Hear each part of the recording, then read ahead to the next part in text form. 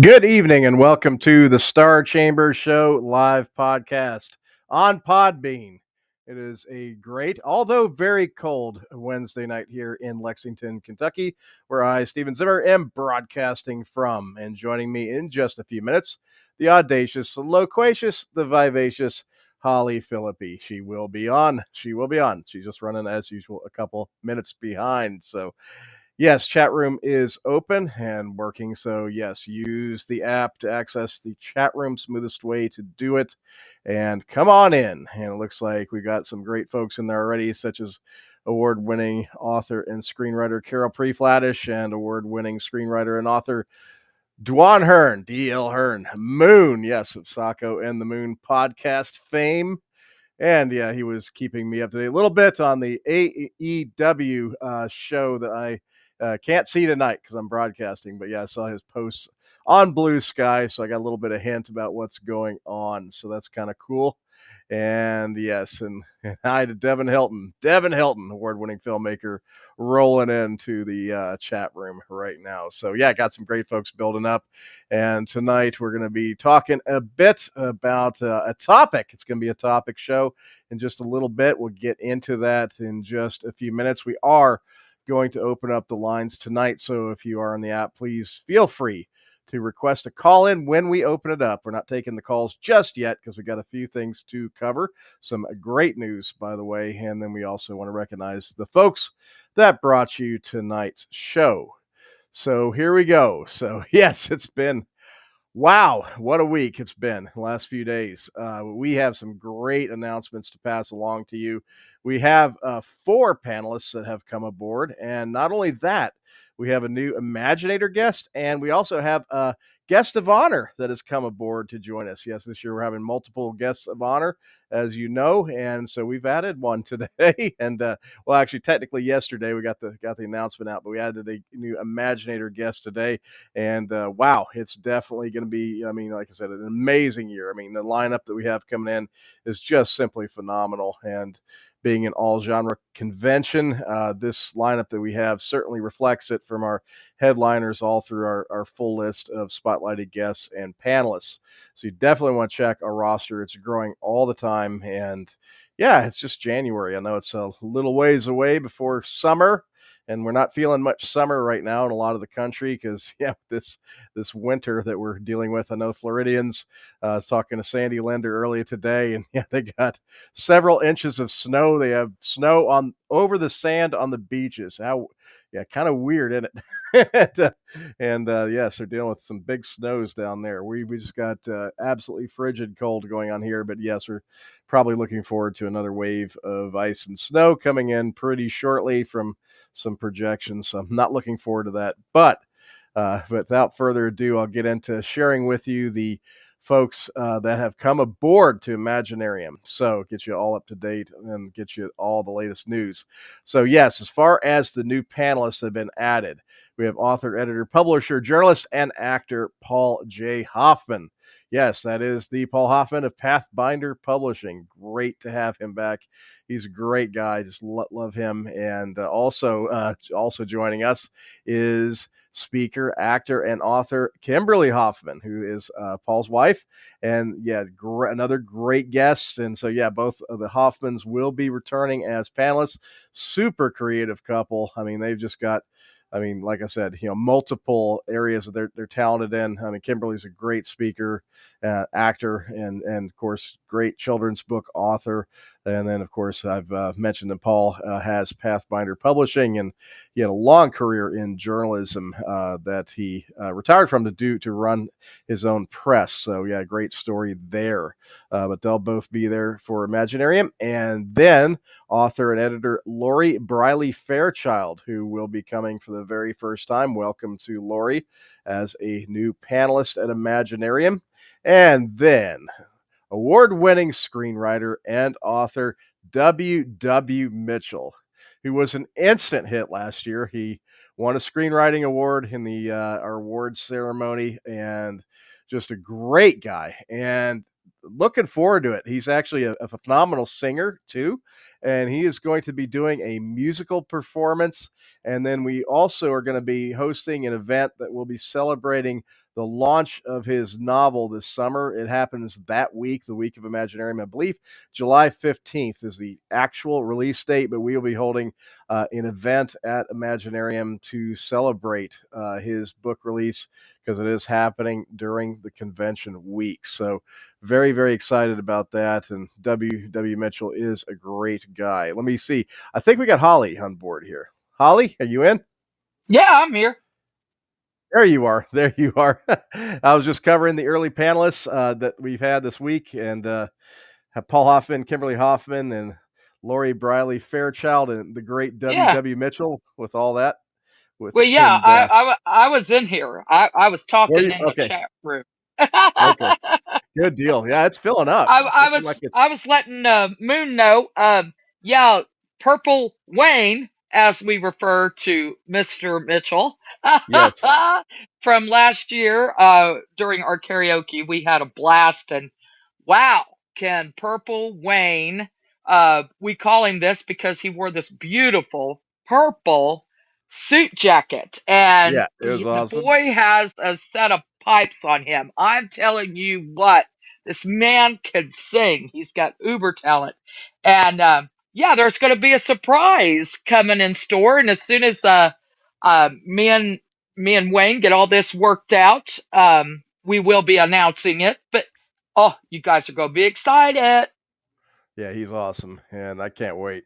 Great, great guy. Really, really, am glad he's coming back. And then today we announced award-winning author R.G. Yoho as an Imaginator guest, and this is awesome because he was a 2022 Spur Award finalist, and he also is the author of a 5-book Western series, the Kellen Malone Western series, and also writes historical fiction and nonfiction. But he received the 2024 Branding Iron Award for outstanding service to the WWA, which is the Western Writers of America, as the Spur Awards chair. So yes, he's definitely a very active in the world of Western fiction, and writes in several genres, and absolutely a phenomenal guest, and is the chair of the coveted Spur Awards, which are huge in the Western genre. So definitely excited about having R.G. Yoho as a Imaginator guest, and he's going to be just a great, great part of the event. And then, if that's not enough for you tonight, we have another guest of honor, and this is I just mentioned the Silver Spur Awards, 9-time Silver Spur Award-winning author Johnny D. Boggs. And Booklist has called him among the best Western writers at work today. He's been referred to by some as the Stephen King of Westerns in terms of his clout in the genre. I mean, this is probably one of the first times where we've had a writer that arguably is considered by majority of his peers and publishers within the genre to be the best today. And I mean, just absolutely incredible, incredible writer. And yes, he's amazing, and I am really looking forward to having him participating with us, and it does really reflect our all genre nature as an event because we've never had a major Western Western author No, at Imaginarium until we've had Johnny, and then also RG. And so this is really cool. It opens up some new stuff for us, and there's a lot to learn from writers of their caliber. And yeah, he also writes film histories. So he's a nonfiction writer and has written several film studies as well. And then he also does a lot of nonfiction writing in the short formats about aspects of the American West, travel stories, environmental issues, all kinds of things. And yeah, he's done Q&A and profiles with all kinds of people like James Arness, Val Kilmer, Chuck Norris, Wes Studi, Randy Travis, all kinds of folks. And yeah, appears in many magazines that he contributes to, and just Johnny Boggs is just incredible, and I can't wait. I don't know about you, Holly, but this is cool. Yeah, top oh, in that's his cool. considered the top in his I, genre, the best in his I, genre by many. I want to try to read one of his Oh novels yeah, because it's not a genre I normally read. But let me tell you, I love westerns. Stephen knows this. Yeah. I've always watched westerns growing up and everything because my dad loved them, and I used to watch them with him. And yeah, I love western movies. I do, Mm. and so I love all the stories. And my one of my favorite top movies of all times is Tombstone, um, Yeah. which Val Kilmer did Doc Holliday, and he did the best Doc Holliday that will ever be. I'll fight you over it. Yeah. He is Doc Holliday, man. I'll be Oh your yeah. Huckleberry. Love it. Oh yeah. Yes, so I definitely want to dive into one of his Yeah. after I get my book done here I'm reading. And those of you that are speculative fiction writers, of course, have probably seen that the world of weird westerns, which of course is fiction that blends the western genre with, fantasy, paranormal stuff, horror, things of that nature. Kind it's a blender. It's a kind of crossover genre, and those writers that love that genre are writing it. It's growing a lot. You guys could learn a lot from Yeah. these guys as far as the western part of the weird western fiction. Yeah, with Johnny D. Boggs and R.G. Yoho, this is just amazing. So yeah, we expect Q&As and also their panel participation and so forth. It's going to be some great stuff. But yeah, do not want to miss it. I mean, these people like this are reason alone to come to the convention. And yeah, like I said, with PC Cast as Imaginator guest, special virtual guest of honor Steve Alton of the Meg series, and then PC Cast with the House of Night series, and then we have, Yes. of course, the legendary Heather Graham, who's just incredible across several genres. I mean, it's yeah, the headliners this year are off the charts. It's really amazing. Yeah, So it's all over, man. I'm gonna be extremely busy. Yeah. just a little you're bit. gonna see you're gonna see me running by like a blur, even more so than I have the past couple years, I'm afraid. So Yeah, it's yeah, getting you crazy. ain't gonna catch me this year. So if you want to catch me, you better leave me a voice message on Facebook Messenger because that'll be heck. I ain't even keeping up with all those right now. It's just crazy time. It is. Crazy time. It is. It definitely is. And so, yeah, keep on the lookout for lots more guest announcements, working on new things. And of course, yeah, become a patron or a sponsor with us, individual patron sponsor. Help us, yeah, to grow this even more and spread awareness. We want to do a really big promotional campaign for this. And also, we have our eyes open all the time for new people to bring in. So, yeah, if you want to help us in that area, become an individual patron or a sponsor. Of course, all the info is on our website. Check it out. And speaking of sponsors, yeah, tonight's show is brought to you by the one and only Sandy Linder, the genre blender, and also the fine folks at Per Bostet Publications. So tonight, I don't have a spot for you from Sandy. She's got a new one coming in about a week, but I do have some very timely information from her that came over today. And so, yes, give this a listen, and then we'll go over and visit the Per Bostet folks. So this is from Sandy Linder. Creatives and entrepreneurs should check out the newest release from Sandy Linder, Capture Your Dream. This is a motivational business book Sandy's pulled together with stories, lessons, SWOT analysis techniques, and a Dragon Score assessment to help anyone who needs their day job to survive and their side hustle dream to thrive. Capture Your Dream is available in the lulu.com bookstore on Amazon and at Barnes & Noble so far. You can hear a sample of one entrepreneur's story if you check out the BookTube channel Sandy Says Read, where Sandy's sharing a chapter from the book. That's up on YouTube right now alongside book reviews and other bookish content she typically shares there.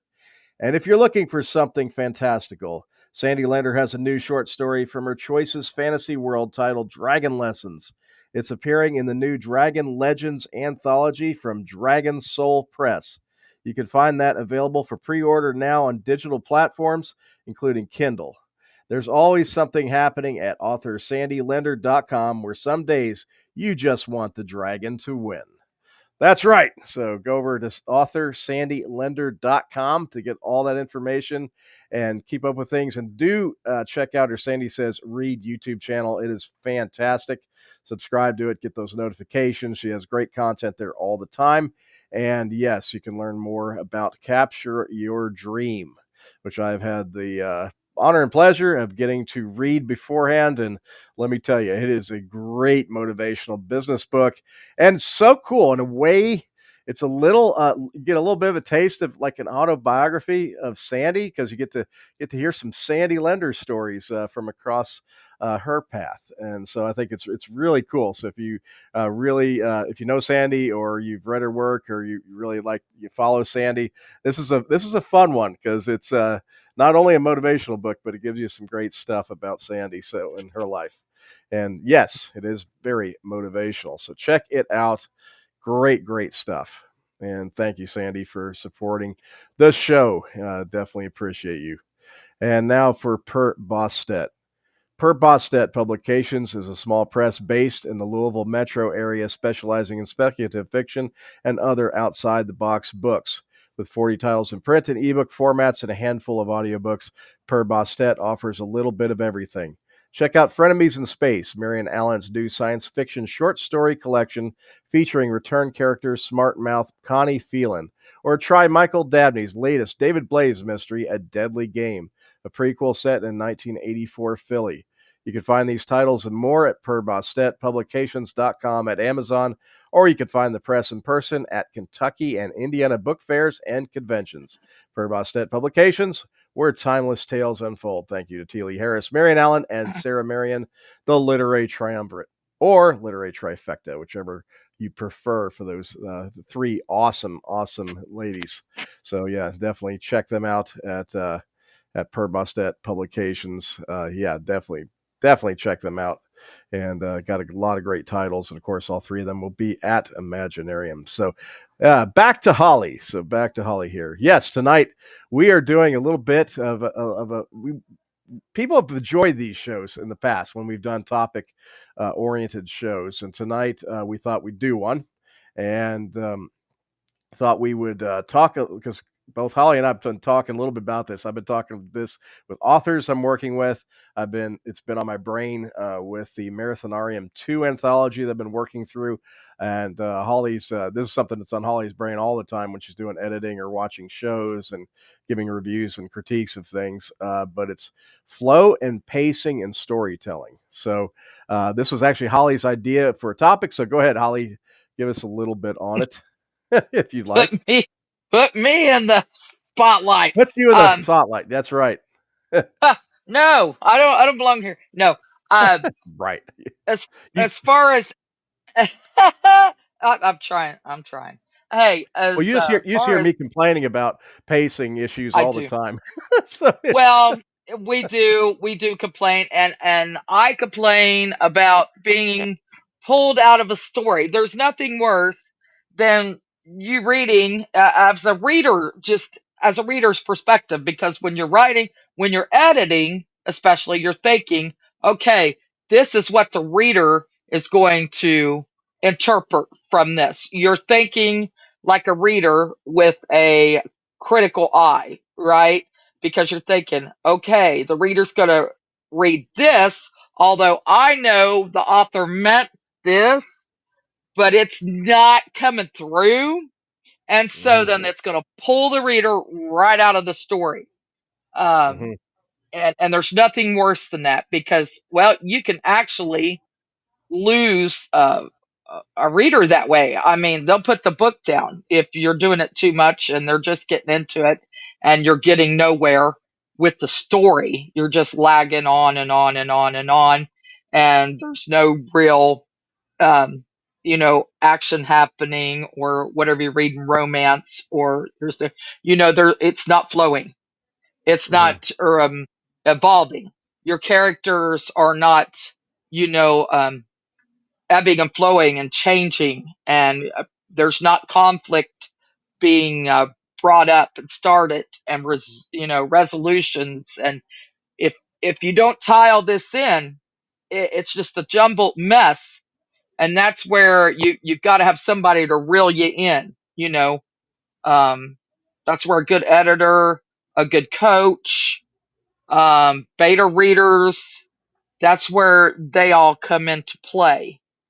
But Mhm. yeah, that's my main thing, is keeping the reader interested and informed without too much information, and keeping the story flowing. You got to Mhm. pace it. You know, you can't go in balls to the wall and then, there's nothing else going on for another 50 pages. There's no conflict. There's nothing going on. You can't do that because you're going to lose that reader. I mean, you're going to bore them to death. You're going to lose them. Mhm, yeah, So, screeching halt, yeah, and it happens a lot, I think, yeah. with sometimes speculative fiction writers because they'll have they'll be so proud of their worlds, and also there's a temptation when you do a lot of research and you're really proud of all those cool things you've learned about a certain culture, about technology or things like that. So it could be science fiction, it could be fantasy, and you're chugging along in your story, and then everything comes down to a screeching halt because you have a proverbial info dump, or you have something that really Yeah. really bogs because you go into too much exposition rather than action or having the art of showing. It falls into some of that exposition trap, and yeah, and I see it all the time. Yeah, and you know it, and like it's very easy to see when you're an editor when something comes to what I call the screeching halt, and every time you do see that, it's going to really trip up a reader, and so Yep. yeah, helping, yeah. So, in that situation, I work to try to pare down as much as possible, maybe leave a few key things in, to help with getting some more things out about their world or about the particular technology, but really pare it down so it does not Mhm. cause a big drag on the story. That's something that a lot of speculative fiction authors do fall into the trap on because and it's easy to do because you get really excited about your world and world building, or you're really excited about all that cool stuff you've researched about, historical, like historical research on cultures or something else that you have in that story, and you want to let that. You really want to share that, and sometimes, I mean, your research just girds the narrative. I mean, it's something that doesn't always appear directly. The research elements don't often appear directly in the story, but they do factor into your thinking about characters or situations or how the action plays out. So sometimes it doesn't even make the page, and but don't let that frustrate you. It actually, use that knowledge to help you, make a better. Better action scene, let it flow, and like Holly said, and that doesn't mean that things have to go at like a breakneck speed all the No. time. No, the No. slow burns are fine, and all the things we're Yeah. talking about applies to film, and also can apply to game design elements. I Yep. mean, but the slow burn, I love slow burns. I mean, one of my favorite movies of all time is Blade Runner. And Blade Runner, the original Blade Runner, with Harrison Ford and almost, yeah, and Rutger Hauer and all them. But it's a movie that really is not fast paced. It's a slow burn, but it's captivating. It's atmospheric. It's got so Mhm. much. It's got a lot of depth. It's got a lot of very interesting stuff in the scenes, and so the story takes a little time to unfold. It takes a little time to know really what's going on. But the way the elements of mystery and the really intriguing cinematography style, lots of things combine in that movie that really grip your attention, and so Right. even though it's a slow burn in Mhm. terms of overall pace, it's a phenomenal movie. So and the same could apply to a book. It's not like, yeah, you don't have to go at a roller coaster action pace and have fight scene after fight No. scene after fight scene. That's okay, but you just want to make sure that things are going somewhere, and there are story, the characters are making progress, and that you have a good setting or atmosphere, things that are compelling to the reader and that can get you through periods in the Well, book that might change the pace a little. it's like throwing the Reese Pieces to ET. You got that rising action. Okay, think of your Reese Pieces. Okay, this is the Yeah, first. Yeah, it is. It's like that. You can I think of love it. it. You know, throw a Reese Piece out and think, okay, that's the first action that's happened or event, right? Throw another piece out a little bit later. That's another event, and you just keep building upon that until you hit the peak, the climax of that story. before you start coming down to your resolution. You got to build. You can't just, like you said, keep fight, fight, fight, fight, fight. You gotta slowly build that, because in the midst of all that, you've got character development and other little tidbits you can add. And if you like your facts, well, you can sprinkle some facts in there too. But you can't Mhm. you can't overdo with facts, and driving people insane Yeah, with too much info, info yeah. dumping. Mhm. Yes, Right. the info dump, and that will take Mhm. somebody completely out of the story. But Very I've quickly. also I've also seen, I've done some research of the flow charts, and you could actually use flow charts for stories too. If you're more of a visual person, um, you could actually make yourself a chart, and you could, you know, put you an arrow in the rising, and as you have a fight scene or some kind of conflict, write it down, and then another one, and then another one to, you get at the top. And then as you start coming down to your resolutions, well, this happened, write it in. This happened. I want this to be, I want this to occur, write it in. And then on your way down. And as you do that, um, it's also going to help you to be more creative and actually think of some other things. It gives you time to pull yourself out and really think about, oh, if I'd add this into here, that would make this over here make a lot more sense, you know, and it helps the flow. Yes, and when you're in these in the kind of structure that you're doing, the key question I think is to ask is this moving the story forward in some way or Right. the character forward in some way? So I mean, you like in some books that I've served as an editor for, I mean, there's been some chapters that are really neat scenes, but nothing is really moving forward in the plot, and it's not, and Hmm. the characters, there's nothing in it that's really growing the characters, nothing, they're not acquiring like No something development. new, there's Hmm. nothing in terms of development, something active Right. in the character's growth.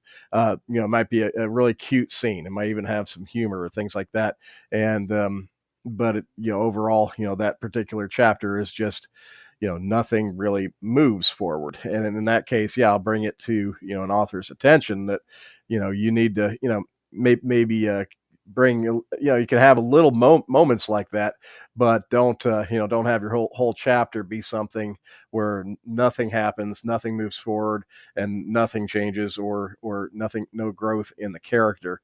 Yeah, try to keep, things just moving forward. And so that's, and that way, even if you have what I just referred to as the slow burn, still works, as long as, yeah, the story is moving forward, and as long as the characters are growing or developing, you'll be fine.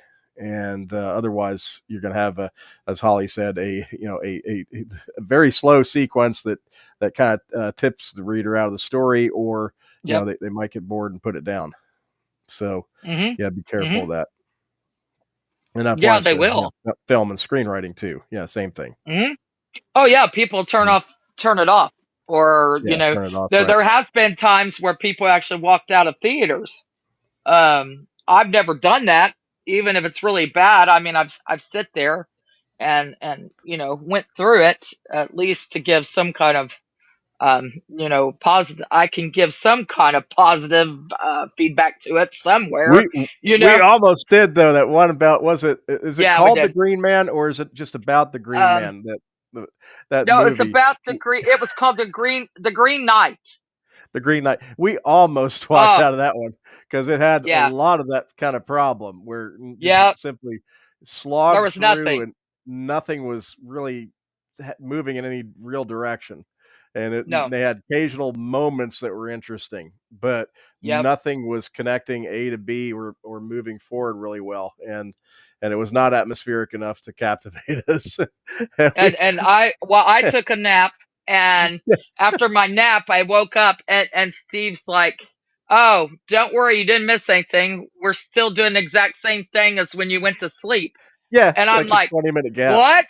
And Nothing changed. literally, it Yeah, nothing had happened. It was literally, for I'm 20 like, minutes. you've got to be kidding me. He's still here. He's still doing that. Yeah, What the world? How long was I out?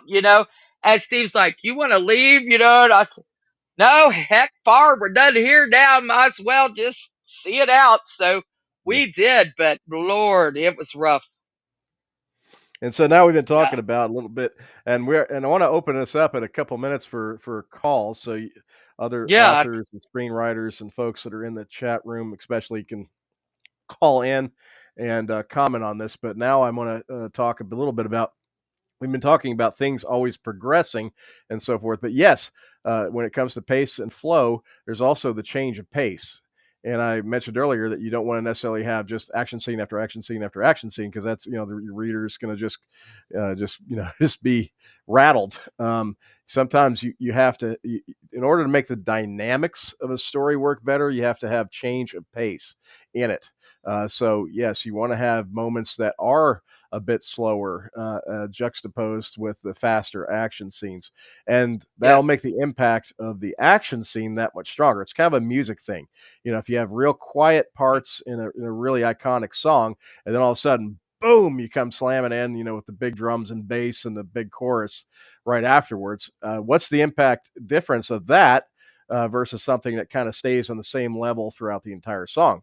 My Hmm. argument would be that the song that has more dynamics is more likely to be catchy and, have hooks that really grab you into the music.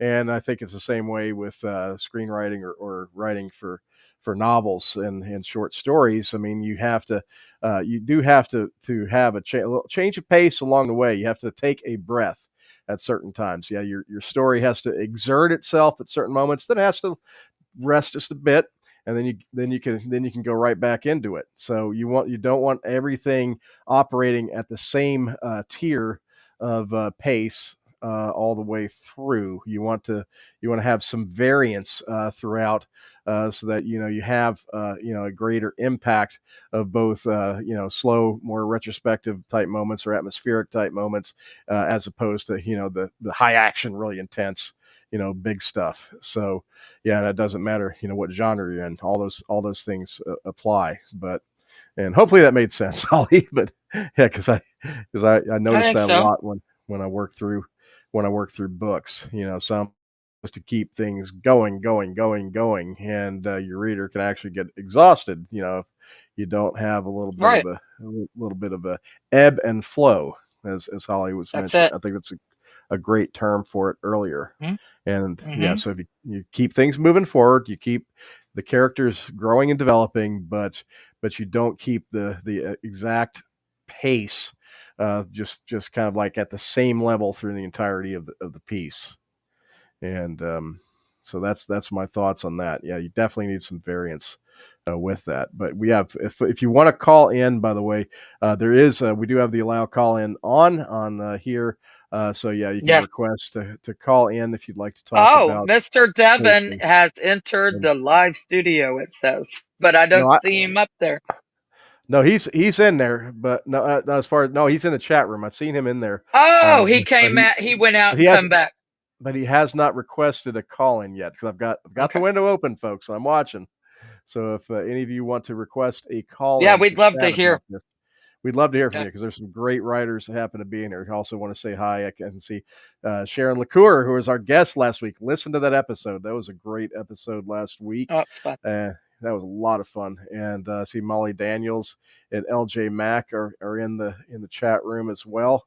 And yeah, thank you to all of you for checking in tonight. So yeah, we got some great writers and award-winning writers that are sitting here tonight. And so yes, call in and yeah, talk to us a little bit about flow and pacing, because it is a very, very important thing. And even And it even is when you're hard.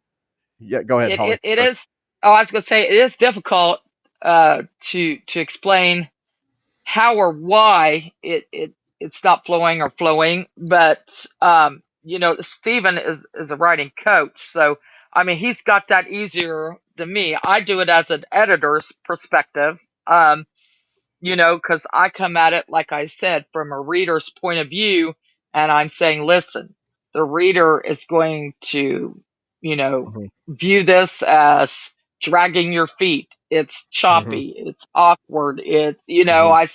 and it's not moving along. You're just going on and on and on. It's too wordy, and Mhm. that's where I take my, proverbial red pen and start marking out words. Um, Right. Yeah, and even with which action is scenes. Yeah, and it's action tough scenes. for an author, but yeah, even with action scenes, you could go too much, too many Yeah. words, too Yeah. far, and you're Yeah. gonna lose them. You're gonna lose a Yeah. reader. Yeah, newer authors that I've worked with have over choreographed like their fight scenes, and they'll have these gigantic Hmm. paragraphs with all these descriptive, just movement after movement after movement after movement, and there'll be these giant paragraphs and things like that. And to a reader, that bogs down. Okay, even though it's a fight scene, even though the battle, action, it actually bogs down to a reader. And so, what you want to do in that instance is go to very short, concise paragraphs and really get to the point, and have, I mean, could be only two sentences a paragraph, and very quick, concise kind of language that doesn't, there aren't long sentences, and your reader, in the way they read it, it'll really move, and that fight scene will really flow and sparkle, as opposed to, when you're describing every last twist of the wrist and elbow movement, and Yes. and shift to the right, and and have it in like gigantic paragraphs. I mean, that bogs pace down big time, in almost the same way that an info dump does. So yeah, you want to Hmm. go to, short, concise, and small paragraphs, and Avoid let that run-ons. fight scene. Yeah, avoid the run-on. Please Yeah, avoid run-on hmm, sentences. If you can, happens a lot. Yeah, some, put a period, start a new sentence, or just yep, take out a whole chunk of that sentence, that's better than running on, because that's just dragging. That's dragging it along. You're slowing everything down, and the reader is going to get, distracted. that's right. And she means dragging, by the way, Sandy, not drag guns, like, that and love. With my accent, I might say dragon. I'm Yeah. dragging on. Sorry, that was my quirky humor for the Well, night. that's probably But how I pronounce it too, because yeah, I have a little accent. but all right, But somebody, yeah, yeah, call. I mean, Yeah, call. Feel free to go call ahead. in. By the way, folks, I am at. Yeah, we're talking, but we do have our eye on the call in. So yeah, feel free to call in at any time. But Yep. yeah, it does, and yeah, things really will drag, and with those action scenes sometimes, even though it is an action scene and it is a fight scene. So look at the structure of it and how you can make it more concise and improve it. I'm the first. I'm known for loving, the art of using commas to make beats, whether in dialogue or in prose, or Yes. to separate phrasing, because a comma can make a huge Yes. difference in the way that, phrases can be Love organized. commas. So even though that the sentence technically may be correct without it, the comma really helps Grammarly. organize Yes. the sentence in a and way that's and whether that's more whether concise. your writing Yeah. writing program, whatever you're using, tells you that that Mhm. comma shouldn't be there, doesn't need to be there, that don't mean it doesn't, Not because always, not always. it Sometimes don't they get always. that nuance Yeah, wrong. it does get Mhm. the nuance. AI doesn't get human nuance all the time, Yeah, and so, if you read it, it's a longer sentence, or and yeah. it's got everything in it that needs to, and nothing extra and fluffy. It's a good sentence. Put your comma in there. Read it Mhm. out loud, or like word editor. I know will read it back to you. It has a part where you could put read it out loud, and it'll read it, and you Mhm. listen. Yep. And think, You'll oh, hear the beats. You'll hear the you'll beats if you hear read it. out loud. Yeah. Yes, Yeah, it will. It'll. reading out loud Yep. is a very good technique to do, especially with dialogue. And so when you're screenwriting, when you're writing dialogue in a book, you are definitely gonna hear things that sound too stiff and aren't sounding natural Yes. or flowing Hmm. dialogue wise.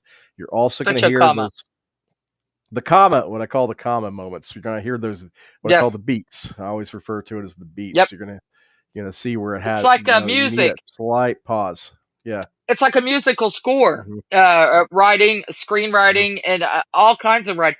It's a musical score. You've mhm. got your ups In and some downs. ways, It's yeah. ebb and flow. Like I say, ebb and flow. You say more beats, but yeah, I'm talking about Mhm. the ebb and flow. It goes along like a musical score. Sharon LaCourse asking how much backstory can be given at once with dialogue, etc. in the past. One paragraph or two paragraphs? What do you think, Steve? Huh, that's a good question. Depends on, I think, the length of the paragraph. I mean, if there's there's some certain ideas that are distinctive that would belong in two separate paragraphs. If the paragraphs are Hmm. shorter, I think it's okay as long as it doesn't go past like about a page in the printed book. I think as long as it doesn't go into like a 3 page thing, which I do see a lot of newer authors. I have to dive on that sometimes when I'm editing, but I Yeah. think if it it's less than a page on the printed book, and the paragraphs aren't too big, and it can be two if there is like I said, if there's different specific ideas in each paragraph, where the same speaker's speaking, obviously, but I think it can be in that situation. So it's kind of a qualified thing, but as long as it's just generally a little bit shorter in the paragraphs, and each one has distinctive like idea that's being presented in each paragraph. I think two's okay, but Right. otherwise, yeah, you Well, do you get got to into make it. sure it's Otherwise, two is probably too much. Yeah, you don't want to go like on a that. tangent. No, With no. that second paragraph, you want to be able to build. It's got to be um, like a unified idea. It's got to be blended as one idea. So if you're really needing to tell something in two paragraphs due to the story coming through, there's things in the back story of the character, of the history of the character, Hmm. that you need to express that pertains to the story, then I would say two paragraphs. But if it Yeah, isn't helping the story, or it has nothing to do with the story or the plot line, and you're telling them, well, his favorite food's cheesecake, for example, and there's nothing in the whole book, the rest of the book, about him eating anything or his favorite foods, or has nothing to do with anything, don't include it. It not doesn't need to necessarily. be there. Yeah. Yeah. But like, okay, like they're giving a little backstory, and it's like a character that's, like a kid that's lost their parents in war or something like that, and there's what they're talking about their mother and father. There, you've got one subject for one paragraph, the father, and you can have a paragraph talking about the mother. Just concise and shorter, but two different distinctive, parts of that. So it would warrant like a two paragraphs in the way it's presented, but not too long. Yeah, and that fits in because it's describing stuff that involves your principal character, the child that's lost their parents in war. Yes, all that would fit as long as it's like I Hmm. said, not too overblown and doesn't take over more than one page. But something like that, Right. for example, would be what I'm talking about, where you've got two distinctive elements that could each have their own paragraph, but kept shorter, and it would fit, and as long as it develops the character and the story. Well, and So you've also got to um, know your reader. Okay, who is your target audience? mhm. Because I will use Dr. Vic as an example, one of our authors. Um, Yeah, Vitesh he Shanakar, yeah, he's great. Yep, Yeah. Vic Tesh. He he's wrote like the Ganesh book. I can never say. I say Ganesh because I'm thinking food. Ganesh. He's writing about the god Ganesh. Well, not every English person knows who that is or understands Hindu religion, or so he sprinkles throughout the book. He'll Hmm. sprinkle little historical tidbits or something that pertains to the story. He don't Hmm. just add it for the heck of it. He'll be doing something. It'll be an event, right?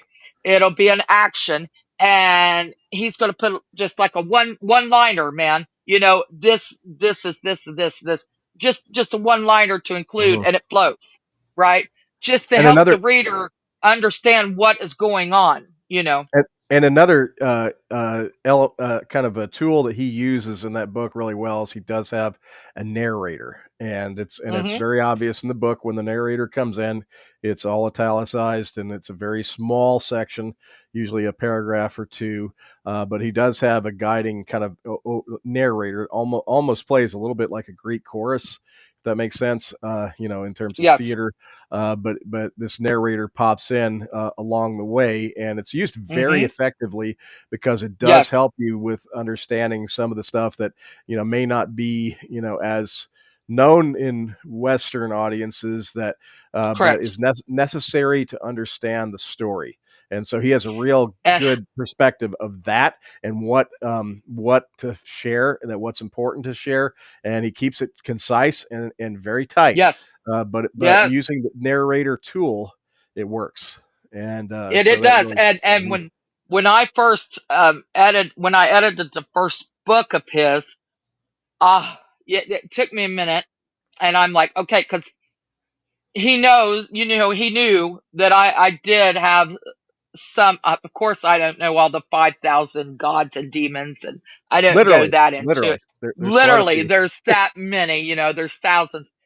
I know quite a few because I'm like an omnivore, except I'm an omni religion, right? I take some from all religions, and I do know some about the Hindi religion and Buddhism and all that stuff. So he knew I had some kind of background. But the narrator part, I had never edited it or read a book quite like that. That how he constructed that with the narrator. But it works. I mean, when I I have, first started yeah. getting into it, I'm like, oh boy, but then as it went along and we worked through some things, it works. I mean, the Mhm. finished product, beautiful. It worked. It really worked. And with pacing, it doesn't drag. It's again, Uh-uh. he keeps the narrator elements very short, Mhm. spaces them Mhm. apart nicely, so they're not too close together, and they're always adding something that you need for the story. So Right. it doesn't Right. cause a halt. It's becomes part of the story. The narrator becomes almost like another character, Mhm. and in this instance, it works. And I have seen other It books does. that allow that. So So that's let's what I'm see. saying. Know your audience. Know your target audience. Yes. If you know what you're writing about, that your target audience, it's foreign to them. They may Yeah. not be knowledgeable in that area. You can add little tidbits like that or narration. But Hmm. as far as like going back to Sharon's question with the one or two paragraphs referring to history, you could sprinkle that throughout. You don't have to Hmm. get it all in one paragraph. If there's more you're wanting to say, sprinkle it through the story, add it in here and there. Hmm. Here and there. Yeah. Well, they did this because in 1935 this happened, Hmm. or something like that. Just add it in as a Hmm. tidbit, a little taste, Hmm. if you will. A mousse a bouche, a little taste, and add it And into your story. we do have a caller, Holly. So I'm going to bring our caller in. I Yay! hope I get the name right. Vinay, Vinay, and I will bring you in, and we'll see how. Hopefully, it will hook up here. Let's see. I've invited. So, but yes, we do have a caller on deck, and okay, not can't join now, but may call in later. Okay, I'm still learning how to use the call in function. So, but yes, Okay. So just No it said worries. that not able to call in now, but may call in later. So a message I got back. So there we go. But Okay. yes, folks. Again, the phone lines are Well, open. you So could please do put call in. I'll say you can put your comment in the chat too, also, and we'll answer. Like But Sharon. yeah, Yeah, feel free to call in.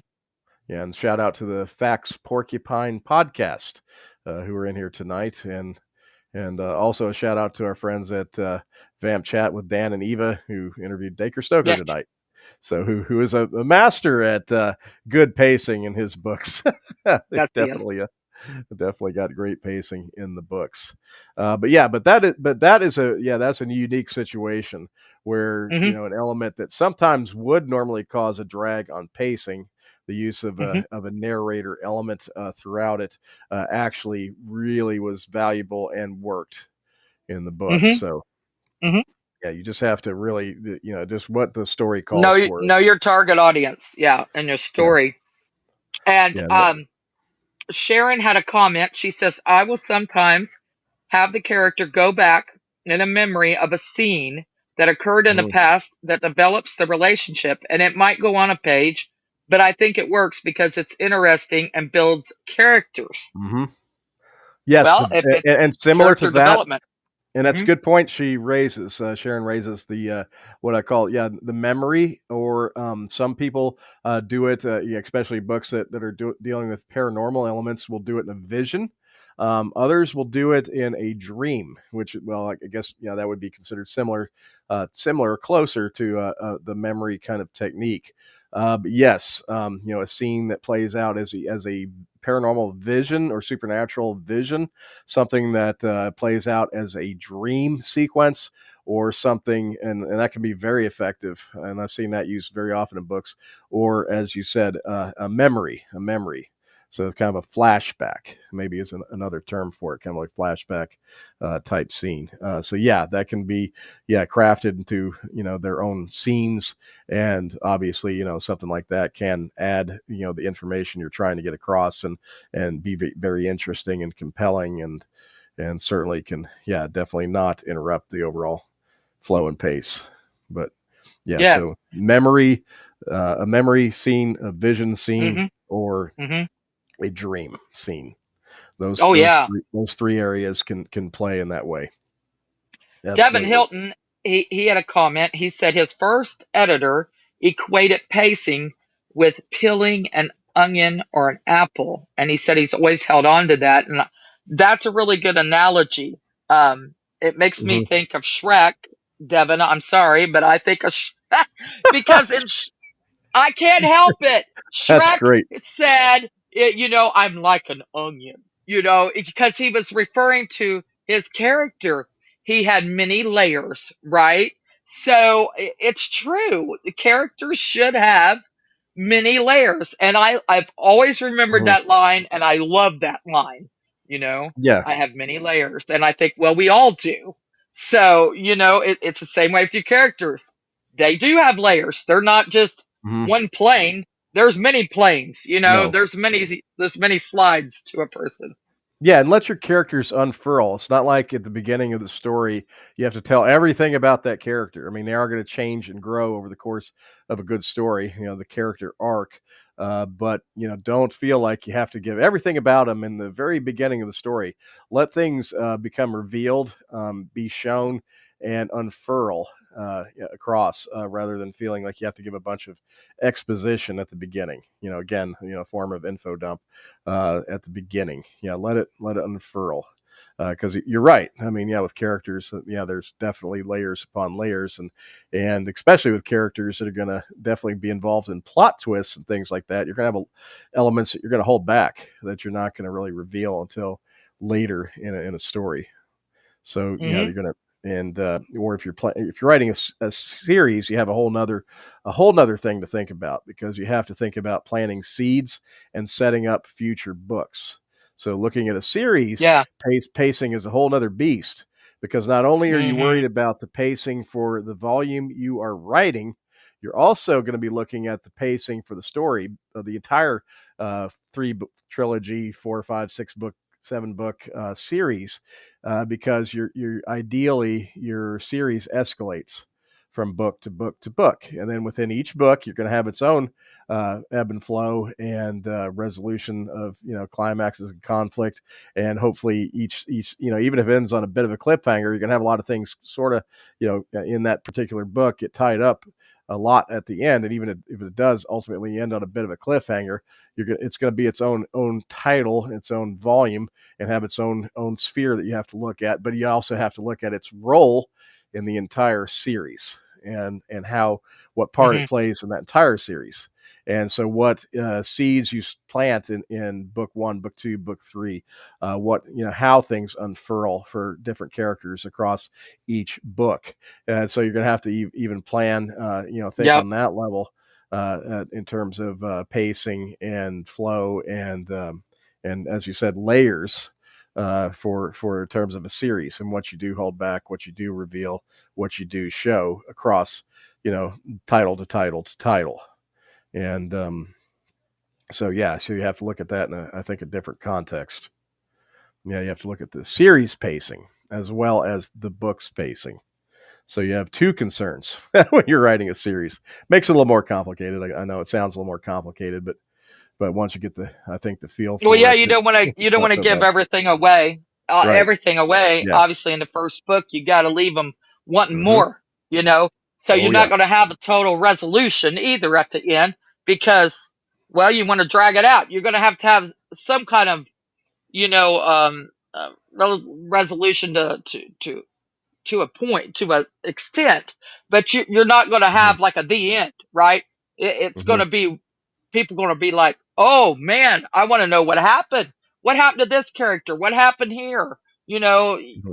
yeah, that's book two. Wait, you gotta Yeah. read book two to find those Yep. questions out. And yeah, you gotta leave them wanting Exactly. more, so you don't have a total resolution in book Yeah. one with a And you don't series. want to, yeah, and you don't want to have the best pacing of your series to kind of expire in volume two, and then still have volume three, four, and five in the series remaining. Yeah, Yeah, you want to carefully, I call it escalation, and you want to make sure that each one builds on the previous book, each new title, and hopefully at the end, in the last book, it's your grand finale, and it really leaves the reader satisfied, ends on a high note. We've all seen those TV series. Cough, cough, cough. Game of Thrones season 8. Yeah, but oh we've all seen those series no. that have such nice builds across every season. Same way with the book series. We've all read book series that build nice. Book one, two, three, Mhm. four, five, and then they get to that Mhm. last one, and yeah, Mhm. oh yeah, and so yeah, you don't want to end up in that situation where you kind of blow everything on the early books or seasons, and then have a pretty rough finale. It's you want to end on the high Mm. note with your Yes, readers please, for the and love of and God, and viewers and viewers and yes, viewers. save your big, Mhm. resolution. Your Really make it good. finale Yeah, needs to be like the make it 4th of deliver. July. Make it Yeah, make deliver. it grand. Yeah, Make it make it deliver. wonderful. Yeah, Yes, yeah. because your reader put in that it was invested that much Mhm, time into this series. Make it great. Yeah, you can leave it a little open uh, for some of your other mhm, characters to have spin-off mhm. novels and different things like that. Novellas or whatever. But Oh yeah. yeah, you want it to be grand. Yes. Hmm. Spinoffs, yes, like certain female police officers in the Nathan Perry mystery series by Carol Preflatish. Yes, good Yes. spinoffs. Nudge, nudge. I know Carol's still in there somewhere. Listen, so but yes, yeah, that gives you all kinds of room to spin off and have some fun. But make sure that your series is progressing pace wise Right. across each title. Or if you're a filmmaker, obviously you're making a TV series, same thing. That your series is escalating and getting somewhere awesome for the grand finale. Right. So Carol said she was waiting for you to say that. yes, no, yes, She knows. She knows. But yeah, but pacing, yeah. I mean, you do have to think of it in terms of a series, and Yeah. two. I mean, if any of you are editors for anthologies or, but I mean, this is something that I'm having to go through right now with Marathon REM 2, for example, and it's how to pace the stories in the collection. So Mhm. yes, it's trying to figure out, which story needs to be the lead story, which ones need to go in the middle, which ones, intersperse, Yeah. which one do I end on, and Right. these are, different stories by different authors and the Right. different tones and things like that. So I mean, it's not a single story. It's having to figure out as an editor, how do I pace the anthology? So, how do I Yes. deliver to make have readers stay interested and change the pace so that they get that ebb and flow between That's stories it. as they go from story one to the end? And how do I make Yes. that the most interesting possible for a reader? So there's even considerations for an editor doing an anthology planning, not Oh. even like in individual stories, each of Right. which have their own pacing elements that you have to focus on with those authors. But Mhm. you also, as an editor, have to look at, okay, how do I Yep. sequence this for a reader that's reading it for the first time? What's the best Mhm. way? What's the best order to put these stories in terms of pacing and like you said, ebb and Yep. flow. I It's don't want tricky. I don't want two stories that are largely the same pace The to just same. be Mm. back to back. I'm gonna Mm. put something with a different atmosphere and a different Mhm. feel and pace in between them. Something like Right. that. That hopefully that makes sense. My last Mhm. story is I'm gonna try to put something that's a real banger, a grand finale kind of story there. Right. The first story, I'm gonna try to have something that really hooks you and interests you. Something that's Mhm. often the lead story Out in of the box. anthology. Often, the lead story in anthology is the one that an editor considers, probably the strongest, to really Mhm. kick it in gear and get the reader's interest. But that's a very important the first story in sequencing. But yes, yeah, how to plan that and how to put them all in order to be interesting pace wise. So yeah, so there's even pacing issues and that you have to take into account for just doing a short story collection or anthology as an editor, which is it's fun. Yes. I must say, but yeah, boy, it makes you think. It really will, especially when you're doing a loan like this, which we have all genres of tales in it. It's not just one Yes. theme. It's Right. a whole different ball game. Well, like Moon brought up, he says it's like booking a wrestling card. Big match with drama, then light Yep, match. And good I said analogy. yes. Yeah, everything goes back to Back to wrestling. wrestling. Everything goes back to Yeah, wrestling, yes, which yes, is yes. but That's we're not we want to give Moon credit that comes from Moon, and yes, it does. you can get that on a T-shirt in Moon's merch shop. By the way, Yes, you everything can. comes everything comes back to wrestling. So, but yeah, he's not wrong, and that's actually a great analogy. I'm gonna have to just kind of cook that into my head because that's actually a good way to explain it sometimes. It actually is. Yeah, yeah. Yeah. And then LJ Mack had a comment. Says series can be very complicated with escalating Hmm. stakes and possibly Hmm. power jumps in characters. Yeah. Yeah, Absolutely. Yeah, but as long as yeah, you have to look at it in two spheres. I mean, when you sit down as an author in a series, you have to really just focus in on making that book the best you can possibly make it with all the things that are in there. But at the same time, you also have to see what its place is in terms of the series, what you're delivering, what you're revealing, what's unfurling, so that you don't do too much too early and that it's fitting the right role. So if it's a middle book in the series, if it's the last book in the series, if it's the first, which usually has more of a burden of exposition or setting the stage or the world building, things like the that, world especially in building. speculative fiction, it does.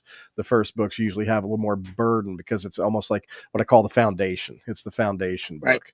And everything else builds off that. So you got to do a real good job of building that foundation so that in the future books you can add each successive level to your And story. and no matter what genre you're writing, world building is just as important, as character, if not more, depending Can on be, what you're writing. The world could be a character, almost Um, like a character in a book. A world yeah, like Dune, like Dune. If you yeah, use an example, everybody knows the a world of Arrakis is almost like its own character, just because of mhm. its harshness and what it is, And and they don't the explain spice it. and everything. Yeah. Yeah, they don't explain it all at once. You don't Hmm. get, oh, here's the world of Arachnis all at once, and all the history Yeah. and all the rich culture and you don't get all that all at once. It Hmm. sprinkles. You Yeah. Or get Middle Earth. sprinkles Middle Earth. throughout. If I use another one that Yeah, most people Lord will of the know. Rings. Yeah, Mhm. Tolkien. Middle Earth almost is its own character Mhm. inside the story. But yeah, the setting in the world can take on that kind of role, in a Right. really good series. And but yeah, it's and of course the setting often has a lot of influence on what kind of pacing you can have. Well, that's exactly it. Yeah. That's what I was getting to. It also helps the flow, going Hmm. back to the flow, because use Tolkien, for example, Hmm. it is like a character, right? Hmm. You've got Middle Earth, and then you've got this traveling and the traveling and the traveling. You go into the Yeah. mountains, and all Hmm. the different things they go through, and Hmm. on all the different areas they go through. Going to Hmm. the Eye, Sauron. I guess how you say it, but Yeah. yeah, their travel through that, it is like a character because you're explaining the whole way. This is Hmm. the setting. This is what they're Yeah. going Dictates through the flow of the because story. of the world. Yeah, Yeah, yeah, the it route they does. take dictates the flow of the Hmm. story with all the Exactly. different things. And Hmm. but yeah, I just want to use Dune and Lord of the Rings as just Dune examples is a good one. most listeners will know, so that they you know what we're talking about here, that they can relate. But yeah, I mean that's Hmm. a definite point. And but yeah, again, you don't want to just have giant info dumps. Yeah, stay away from those. And then That's you've got, well, that's like Stephen King's world. He's got so many books built upon this one world, and he shoots off his flow chart, right? He's got like a hmm. flow chart per Hmm. se, because he's got, one over here and one over here and one over here and one over here, but they all tie into the same Universe. Yeah. universe, the Hmm. same world. Uh, Yep. but he sprinkles it out through all these different books, and they're totally different books, right? But he Yep. sprinkles it through there, which is fascinating, and that's Yeah. one way. Yep, and that's Mm, not necessarily a series. Yeah, we're talking about no. books that are not connected or even in the same Mm-mm. time Nope. settings or settings. If you're Nope. talking about the Dark Tower stuff, or talking about with all there's connections with the stand. The Stand. Yep. You're talking about connections between various Mhm. things, and you don't even realize it sometimes until you really get into the Mm-mm. lore and see what he's doing. So fascinating stuff. Yeah, definitely. That's a good one. That's a Mhm. good one. Mhm. So, but yeah, we're I just as noticed we probably should bring our discussion probably to close. We did, unfortunately we didn't get anybody to call in next time, folks. Yeah, call in, take Mhm. advantage of that for sure, because we'd love to hear from you. But yeah, hopefully this has been a fun discussion for you. We've had a Yep. blast talking about it. It's something that's on our brains Hope you constantly. learned something. For me as a writer, as an editor, and as a writing coach, I have to think about this stuff and all those areas. So for me, it's something that's constantly, like in my thought process. And Holly definitely, that's something that she Mhm. really keys in on as an editor. So yeah, this is a topic near and dear to us. But hopefully you've gleaned something somewhat useful, or at least related to some of the stuff we talked about tonight. We do have one last question, and we'll wrap it Okay. up kind of quickly. But Facts Porcupine Podcast, thank you for listening. Um, how do you get rid of write as block? Oh, talking about writer's block, and how does it? I think their spell check has affected. What is it about? Well, a lot of people don't believe in writer's block. I Hmm. personally do because I do suffer from it. Yes, do I create it myself? Yes.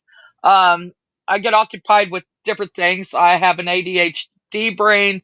There are squirrels constantly moving my hamster wheel inside my head, and I'm thinking about 100 other things instead of sitting my butt down and writing. I'm editing. We run a publishing company. We do the convention. I've got all these, and artist grandchildren live with us. I do homeschooling. I have all these different facets, and I don't make time, which I need to make time priority. It's Hmm. prioritizing. Um, Right. is the main thing. Facts is prioritizing time. Hmm. I think that is the cure all to writer's block, because if you set out a time and get yourself um, isolated or whatever you have to do, play music. Steven plays loud, heavy metal music. I play like I create an atmosphere. It depends on what I'm writing, what I'm editing. I'm listening to ambiance, usually like a YouTube ambiance, right? Harry Potter library or Lord of the Rings, Middle Earth ambiance or whatever. It depends. It depends on what I'm writing or reading. Today I was editing a mystery thriller, so I'm listening to a Victorian murder mystery ambiance, things like that, that can help you. So you find out what works for you. Or is it Hmm. complete silence? I have these headphones now from Soundcore. They're not a sponsor. I would love if they would. But Stephen got them for me for Christmas. They block out like external noise, and you don't even have to be listening to anything. Still have them turned on. They block it out. You can't hear anything going on around you. People could have TV on. People could be hooping and hollering. You don't hear anything. And if that's what you need is silence, then that's what you do. Or wear any kind of noise canceling headphones. Hmm. You find what works for you. Hmm. Where and what makes you most productive, then Hmm. you do that. And Yep. and then the block will cure itself. Yeah, I have a couple What's your tips on thoughts? this. I have a couple tips on this, and the interesting thing is, and Holly can tell you this, I write with music on, but I can't edit with music on. I have to have complete silence when editing. So I put on noise canceling headset when I edit. When I write, I have to have music on. So go figure. Yeah. But when it comes to what one would call writer's block, or when you're slogging or getting into a mess, two things that may work. And like I said, there's no one size fits all for writers. We all have to find out what process works for us. But for me, two things that I found that help is that I have a dedicated space for writing. I have a place that I only write at. I don't do anything else. I have a computer that's not hooked up to the internet. There, it's offline.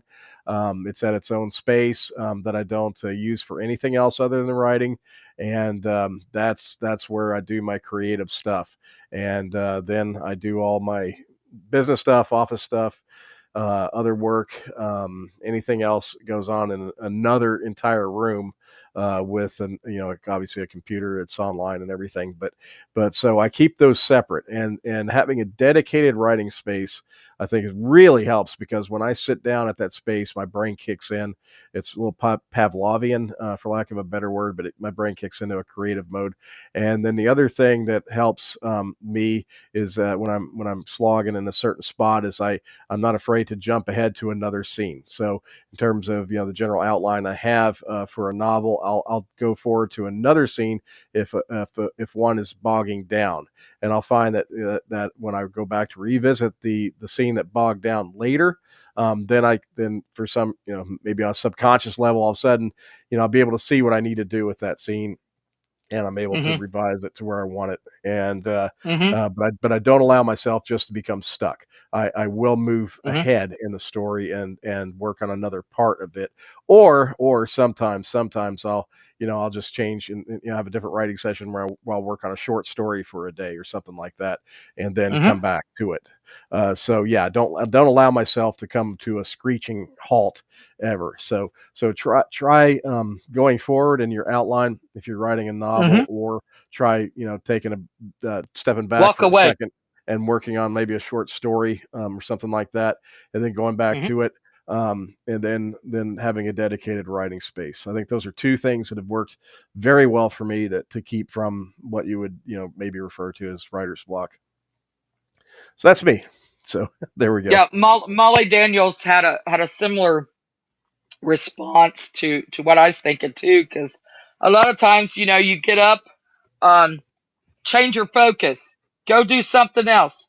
Like I said, go do dishes, vacuum, whatever. Go throw a load of laundry in. Like she says, do some needlepoint, bake. Molly says, or just write. I've got nothing. Where is my inspiration? And continue in that vein. And sometimes the ideas will just come back. It's just Mm-hmm. switching your Yeah. focus for a minute. Yep. Hmm. Yeah, but try different things, and yeah, don't think that Yeah, there's one gospel, one cure solution all. for these things. Hmm. You got to try different things until you find what works.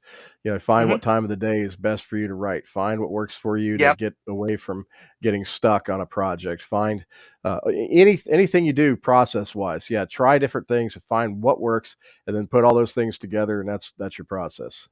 It's Hmm. not a one size fits all. We're all writers are different. Some are plotters, some are pantsers, some are in the middle of that. So I mean, yeah, everybody's different. Hmm. So yeah, try make sure you're willing Find when out you're what works especially for when you. when you're a newer writer, experiment, and then even if you're a Hmm. veteran writer, be open to new things. Yeah, definitely. Hmm. Yeah, ways you can improve. Well, it So that's depends, and it's not always the same for everything you're writing. Like I said, it depends on what you're writing, or like what I'm editing. That's what I listen to, or that's what I mhm. do. Stephen, I always know when Stephen is writing a fight scene, because he's in his room and he's blaring like big time heavy metal. That's got a lot of boom, boom, boom. It's got a lot of Thunder. energy, a lot of energy to it, right? And I'm like, yeah, he's Yeah. writing a fight scene. Yeah, I always know. Or it's progressive stuff if I'm doing atmospheric things, or it's yeah, or it's yeah, something like Tom Petty and Heartbreakers if I'm doing something a little more calm. It's it's yeah, you can definitely kind of tell what kind of scenes I'm working on, I think, by what I'm playing.